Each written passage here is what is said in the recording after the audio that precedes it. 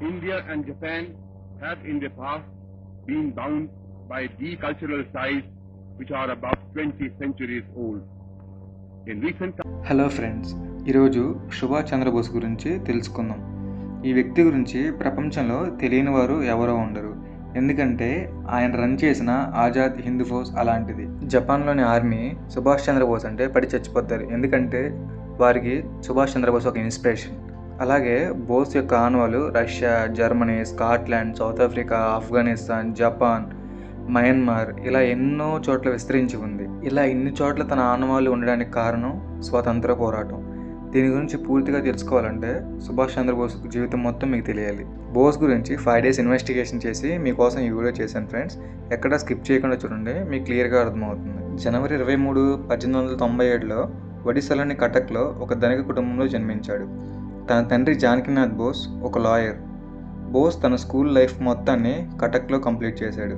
అలాగే తన college life మొత్తం కోల్కతాలో కంప్లీట్ చేశాడు. విద్యలో ప్రతిభావంతుడైన బోస్ ఇండియన్ సివిల్స్ ఎగ్జామ్స్లో 4th ర్యాంక్ సాధించాడు. ఆ తర్వాత 1920లో సివిల్ సర్వీస్ను వదిలేసి స్వతంత్ర పోరాటం కోసం ఇండియన్ కాంగ్రెస్లో జాయిన్ అయ్యాడు. అలాగే యువత మొత్తాన్ని ఒకటి చేసి ఇండియన్ కాంగ్రెస్లో తన సత్తా చాటాడు.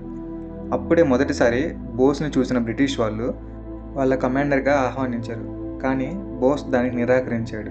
అప్పుడు బ్రిటిష్ వాళ్ళు తను ఒక తిరుగుబాటుదారుడని జైల్లో వేశారు. ఆ తర్వాత బయటకు వచ్చిన బోస్ తన ఎత్తుగడలతో బ్రిటిష్ ఆర్మీని ముప్పు తిప్పలు పెట్టాడు. కానీ అప్పుడు గాంధీ సుభాష్ను అక్కడ నుండి బెంగాల్ ఉద్యమంకు పంపించాడు. కానీ కాంగ్రెస్లో కొంతమందికి ఇది నచ్చలేదు. ఎందుకంటే అప్పటి వరకు శూన్యంగా ఉన్న కాంగ్రెస్ను ఇండియా మొత్తం గుర్తించుకునేలా పార్టీని తీసుకెళ్లాడు. ఆ తర్వాత స్వతంత్రం పొందాలంటే ఇప్పుడు మీరు చేసేది సరిపోదని వేరే దేశాలకు సహాయం కావాలని బోస్ అంటాడు. కానీ దానికి గాంధీ ఒప్పుకోడు. అయినా బోస్ వినకుండా వేరే దేశాలతో కాంటాక్ట్ అయ్యాడు. 1937న బోస్ తన కార్యదర్శి అయిన ఎమిలీని పెళ్లి చేసుకుంటాడు. ఆ తర్వాత 1938లో కాంగ్రెస్ నాయకులు అందరూ కలిసి బోస్ని తమ అధ్యక్షుడిగా ఎన్నుకుంటారు. కానీ గాంధీకి అది ఇష్టం లేదు. ఎందుకంటే పట్టాభి సీతారామయ్యను అధ్యక్షుడిగా ఎన్నుకోవాలని గాంధీ చెప్తాడు. కానీ దానిని ఎవరూ పట్టించుకోరు. అప్పుడు గాంధీ కాంగ్రెస్ని 2గా చీలుస్తాడు. అది నచ్చని బోస్ కాంగ్రెస్ని వదిలేసి వెళ్ళిపోతాడు. ఆ తర్వాత బోస్ అఖిల భారత ఫార్వర్డ్ బ్లాక్ అనే పార్టీని స్థాపించాడు.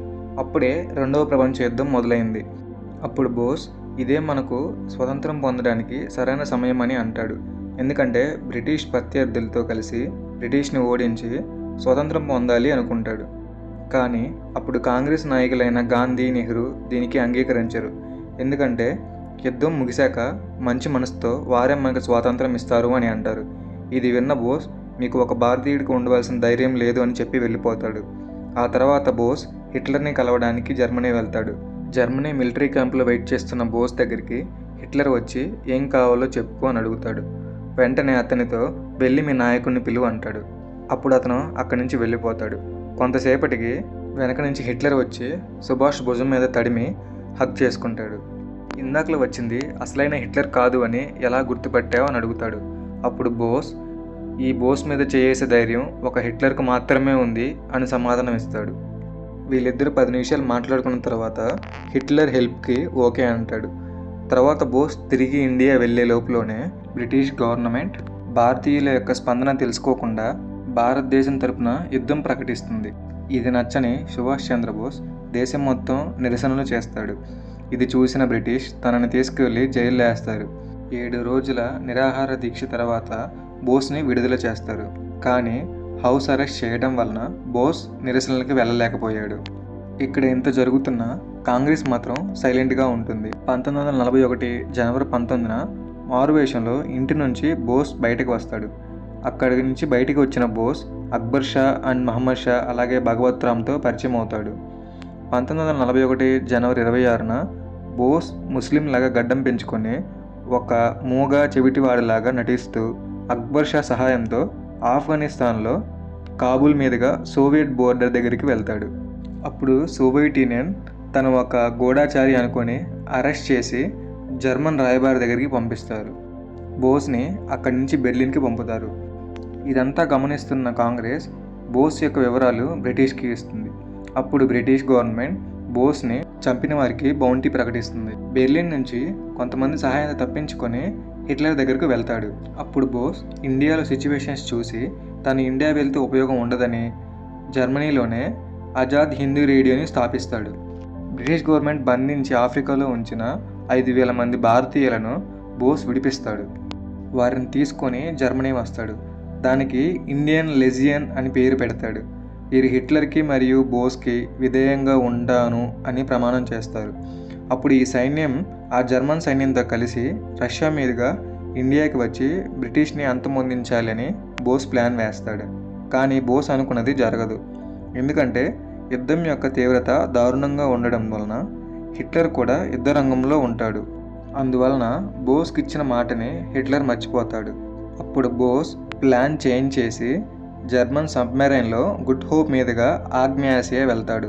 మధ్యలో జర్మన్ సబ్మెరైన్ నుంచి జపాన్ సబ్మెరైన్లోకి మారుతాడు. 2 దేశాల యొక్క జలాంతర్గాముల నుండి ఒక సివిలియన్ మారడం ఇదే ఫస్ట్ టైం. అప్పటికే సుభాష్ లాగా ఆలోచించే వ్యక్తి మోహన్ సింగ్ దేవ్ 1942లోనే సింగపూర్లో సైన్యాన్ని తయారు చేశాడు.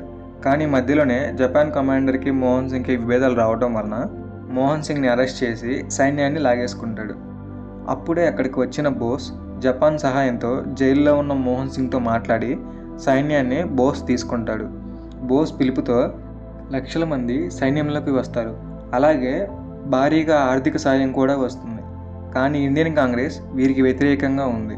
అందువలన ఇండియా 2 గ్రూపులుగా విడిపోయింది. 1944లో మయన్మార్లోని బర్మాలో బోస్ మీ రక్తాన్ని ధారపోయండి, మీకు స్వాతంత్రం ఇస్తా అని అంటాడు. ఈ మాటకి తన సైన్యం కొండని కూడా పిండి చేయగలే అంత బలంగా మారుతుంది. అలాగే దేశంలో ఉన్న ప్రతి స్వతంత్ర యోధుడు కూడా ఆజాద్ హిందూలో జాయిన్ అవుతాడు, కాంగ్రెస్ తప్పించి. బోస్ తన దగ్గర ఉన్న సైన్యంతో ఒక దేశాన్ని సృష్టించగలిగాడు.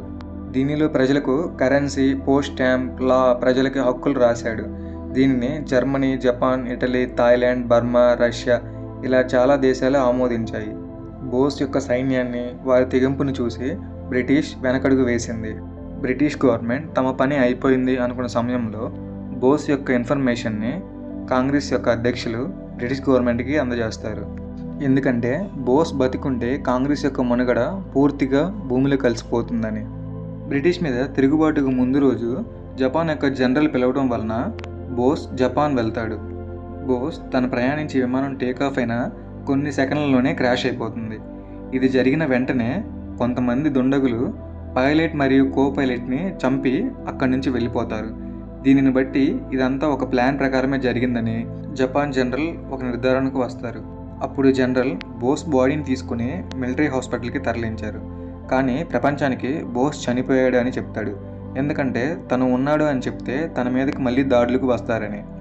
అప్పటికి కోమాలో ఉన్న బోస్కి 6 డాక్టర్స్, 5 నర్స్ వారం రోజుల పాటు వైద్యం అందించారు. అంతా బాగుంది అనే సమయంలో బోస్ చనిపోయాడు అని ప్రకటన చేస్తారు. కానీ కొంతమంది తను కోమాలో నుంచి లేచి వెళ్ళిపోయాడని చెప్తారు. కానీ కొంతమంది చనిపోయిన తర్వాత టోక్యోలో తనకి చితికి నిప్పంటించి అలాగే చితిభస్మాన్ని కూడా టోక్యోలో పొందుపరిచారని చెప్తారు. ఇది జరిగిన తర్వాత ఆజాద్ హింద్ యుద్ధం ఆపకుండా చేయటం వలన వారి వద్ద వనరులు లేక లొంగిపోతారు. కానీ వారిలో కొంతమంది బోస్ గురించి ప్రచారం చేయటం మొదలు పెడతారు.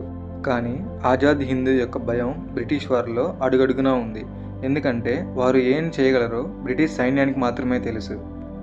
ఆ తర్వాత బోస్ బతికున్నాడు అనే వార్త బ్రిటిష్ గవర్నమెంట్ వరకు వెళ్తుంది. బోస్ నిజంగానే బతికుంటే యుద్ధం తీవ్రం దాలుస్తుందని, అది వారు అదుపు చేయలేనంత వరకు వెళుతుందని వారు ఇండియాని ఖాళీ చేయడానికి సిద్ధపడతారు. ఆ తర్వాత 1947 ఆగస్టు 15న ఇండియాకి స్వాతంత్రం ఇచ్చేసి వెళ్ళిపోతారు.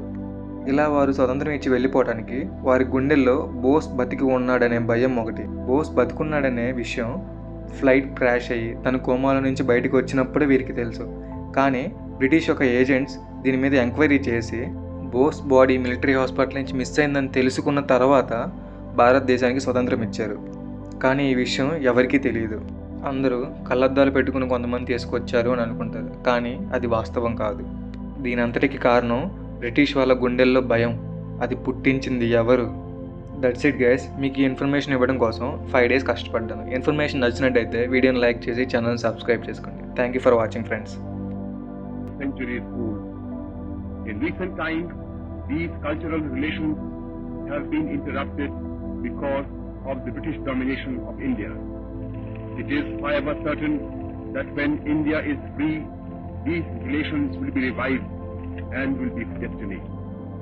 In this connection, I should add that the statements made by Premier General Tojo on India since March 1942 and repeated by him before the Imperial Diet on the 16th June 1943 have made a profound impression on India and have greatly helped the Indian independence movement.